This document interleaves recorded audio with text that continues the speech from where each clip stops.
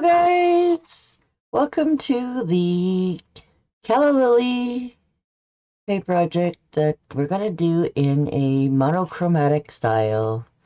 And just to show you a little bit bigger, okay, this is what I came up with from a design that I got as a commission. Somebody asked me to paint this for them, and this is the picture that they showed me on Pinterest that they were looking for something like this, but they wanted some extra bling added to it.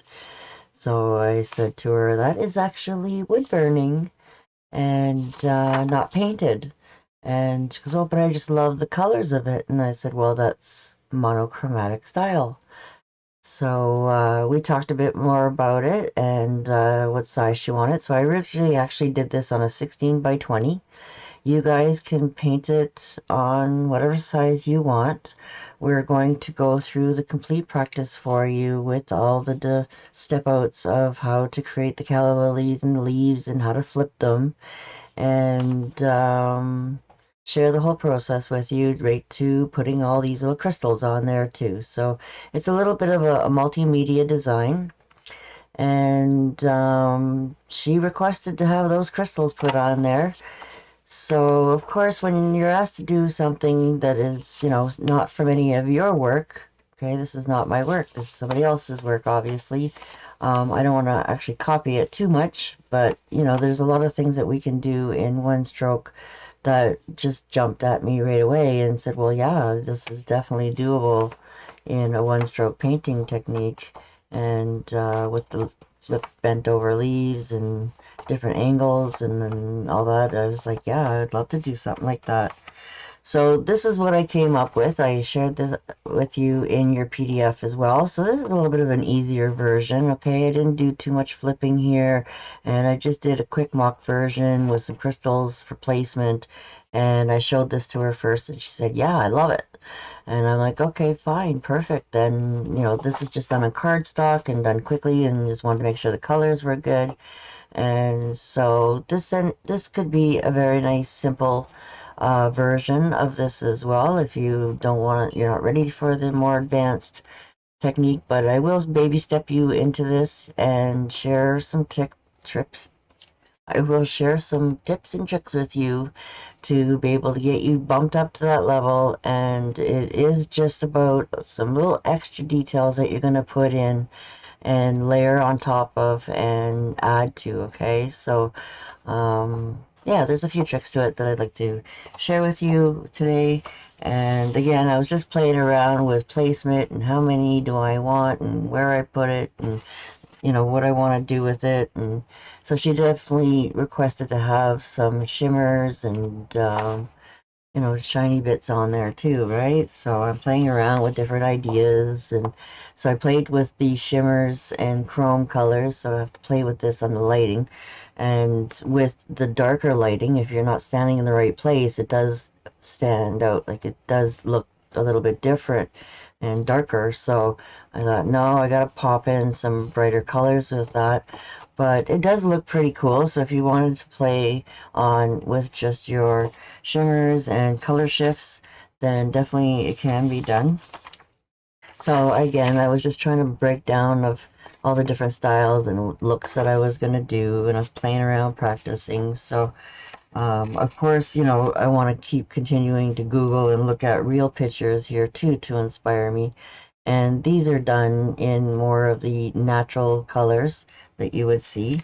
And so with the natural colors and the different options for monochromatic, that's why I threw this little extra sheet in here for you to give you some ideas on how to do it, as well as more of a natural look. If you want to do it with some citrus green, I've got these all labeled here for you in your PDF of what they are. And with some, I used the moon yellow, but you could easily use a daffodil yellow, a little bit lighter, and or like a gray tone. This is a little bit more purpley. So again, if you want to play around with your monochromatic style, then definitely, you could play around with some softer tones of purple but it's not as what you call a natural color. Even blue is not really a natural color, but again, some people like to play with different tones depending on your decor in your home. And so these are just some more ideas for you to play around with the peacock or the aqua. If you don't have those, like teal would be like in between these, a little bit more greeny than blue. And then the cobalt here, it would be a nice look as well. I played around with some vases and did some irises with the monochromatic as well in blues and browns and stuff like that before as well, and they looked really nice. And again, requests from customers asking me for these colors. So, you know, a lot of people do like to have the monochromatic look.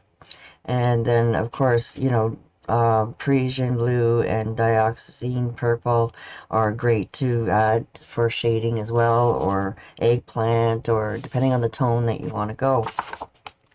All right, so with the monochromatic designs, basically, you know, you can pick any of the ranges from like 10 being your lightest and, you know, 1 is your very, very darkest, and that range of colors. And we can make our folk art paints really lighter, very easy, just by adding more white.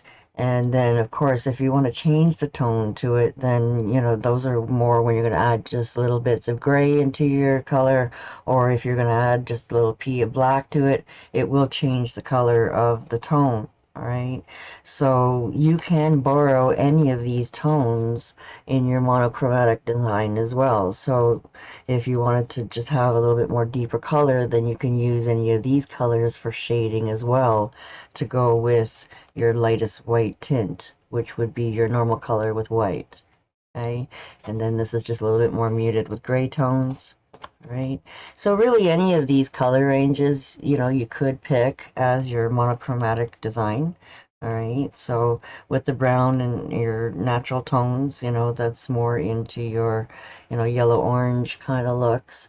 And, you know, it just depends on what we have available for the folk art paints that you'll be able to kind of compare to and pick for your color ranges. Okay. So you can see that in the red tones, there is pink in there as well. So again, if you wanted to go with more of your berry wines and stuff like that, then, you know, you can definitely play around with anything in those ranges. Right, so a little extra there for you for color theory for monochromatic styles and designs. And then what I found too, when I started Googling around, I was showing you guys some pictures of natural ones as well. But when you're trying to figure out where the shading goes and what colors to use, sometimes having that all these colors will throw you off a little bit, especially when you're trying to do like a monochromatic design.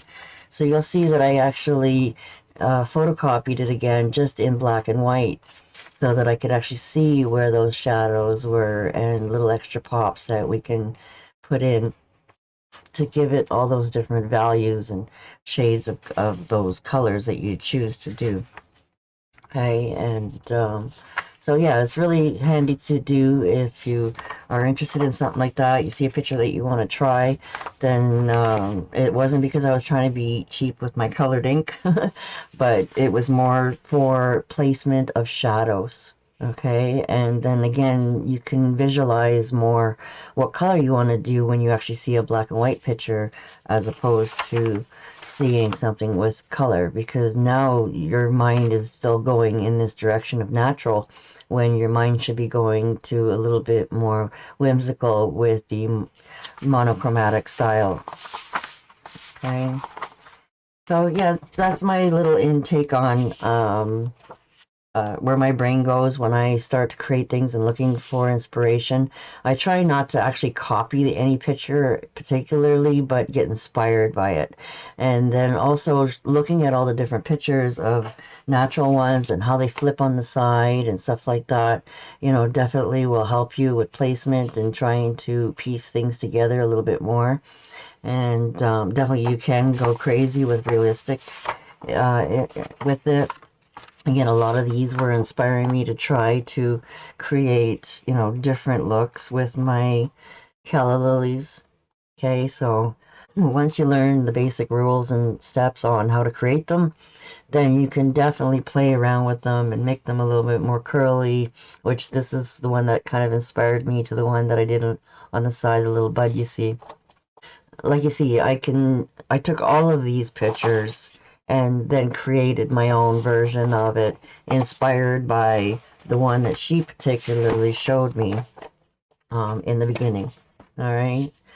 So, yeah, this is where, again, I was playing around with how many do I want to layer together and where do I want them. And, you know, then I was like, oh, I've seen these with the really long stems. I really like them.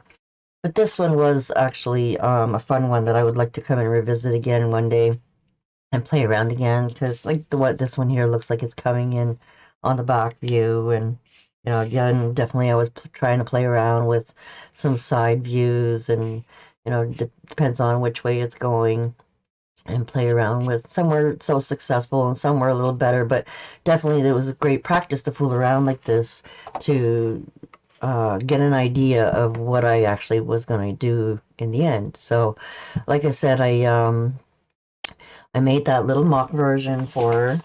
After playing around with all this, I finally came up with this.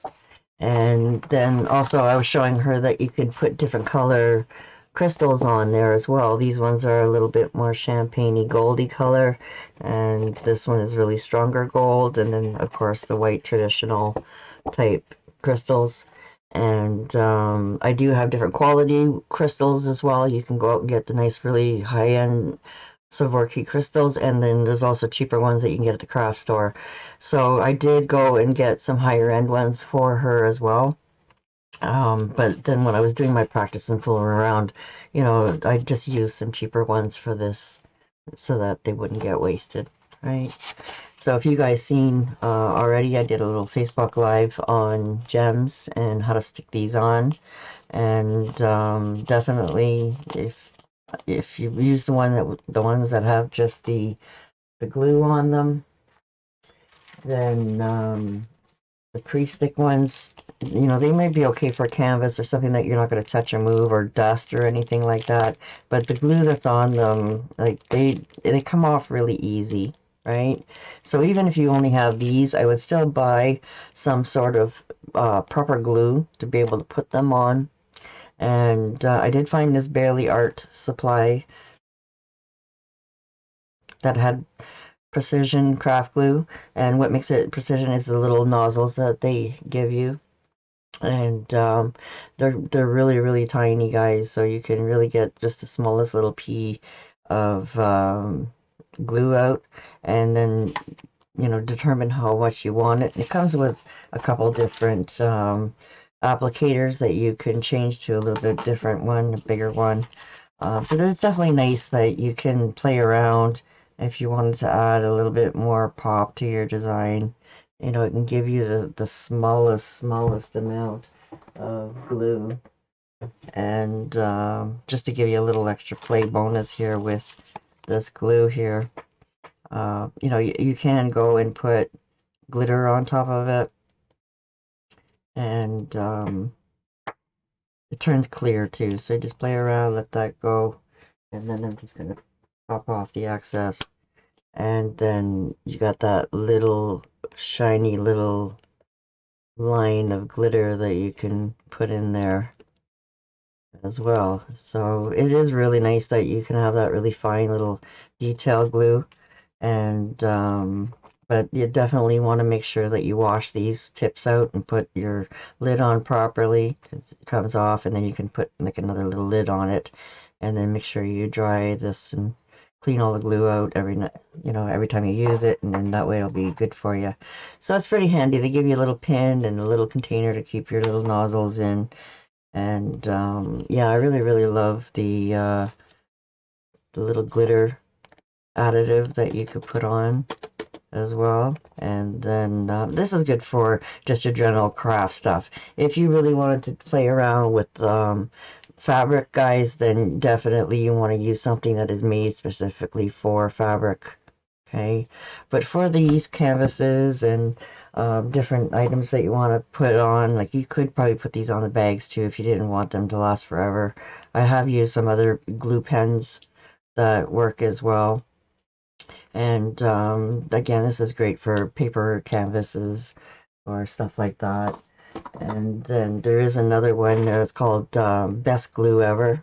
And this is going to be a little bit more versatile too. This is actually made for buttons and glitter and jewels, ribbons, decals, and stuff like that that you can put on anything, paper, crafts.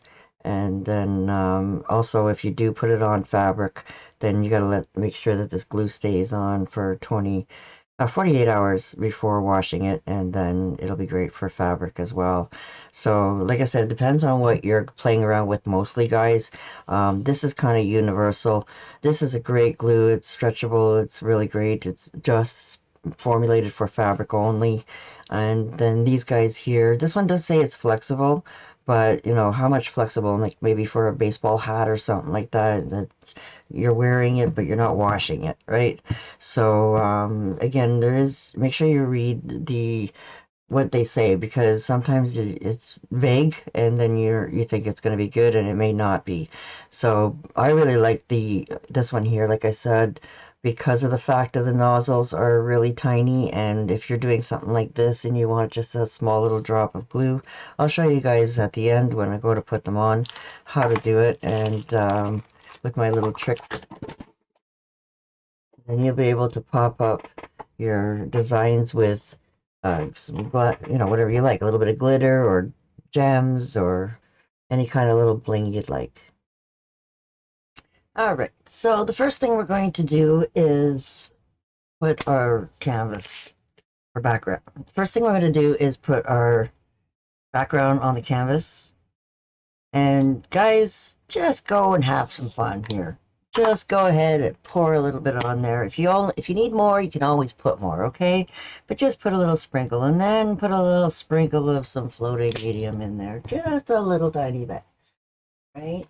And then you're gonna get yourself a big old 3/4 flat brush and just keep smoothing it all together. If you feel like it's a little bit sticky, then definitely add a little bit more floating medium. But if you feel like you're getting a good flow like I feel right now, then definitely just keep going and moving that paint back and forth until you have all your canvas all covered, all just in black.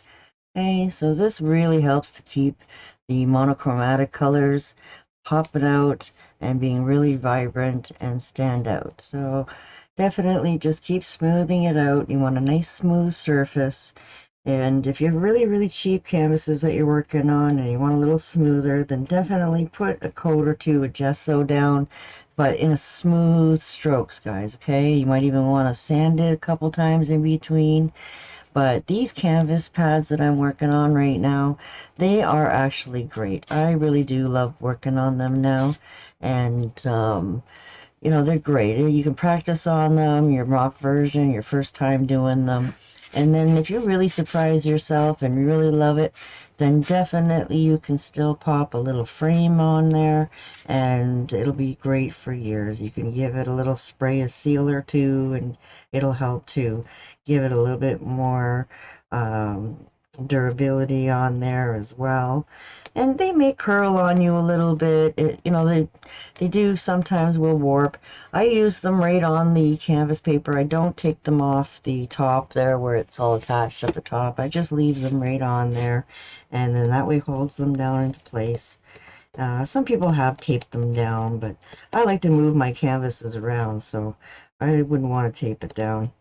It would restrict me too much. So like you said, I just had the perfect amount that I put down here. I'm just working it down, making sure I have no thick areas. If you do feel like the paint is anywhere really thick still and not moving for you, then definitely pop in a little bit more medium and then let it dry and see how it looks. And if you feel like you put too much medium in there, then you may have to put another coat. Okay, so this coat so far is going pretty good. I'm liking the coverage, and I just so happen to have the right amount of paint and floating medium on there. Give me nice coverage.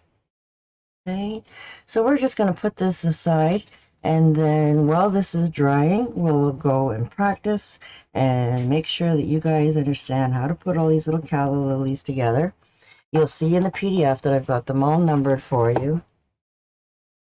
And then when you're ready to put them together, then you'll be able to understand how to do it when I show you on the video as well.